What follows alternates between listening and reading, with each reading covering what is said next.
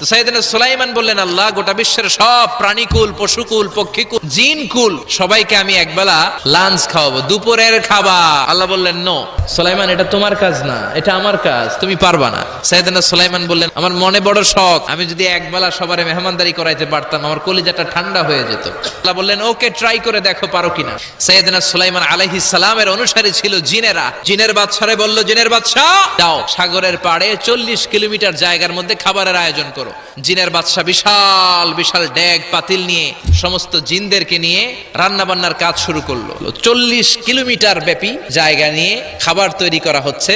সব যখন রান্না শেষ, চলে এলো সেই মহেন্দ্রক্ষণ। ইন দ্য মিন টাইম সাগরের ভেতর থেকে এক বিশাল আকৃতির তিমি মাছ হা করে ডেকে বলল, সুলাইমান, খাবার দাও।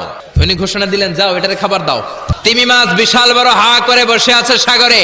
জিনের বাদশা খাবার দিতে লাগলো। 1 কিলোমিটার শেষ, 5 কিলোমিটার শেষ, 10 কিলোমিটার শেষ, 40 কিলোমিটার শেষ, এখনো তিমি মাছের মুখ হা করা আছে না নাই? সাইয়েদনা সুলাইমান সিজদায় পড়ে গেলেন, আল্লাহর ডেকে বললেন, মাবুদ রে, আমি বুঝতে পারি না আসলে রিজিক দেওয়ার মালিক আমরা না, গোটা বিশ্বের সবাইকে খাওয়ানোর ক্ষমতা আমার নাই, রিজিকের মালিক একজন, তিনি কে?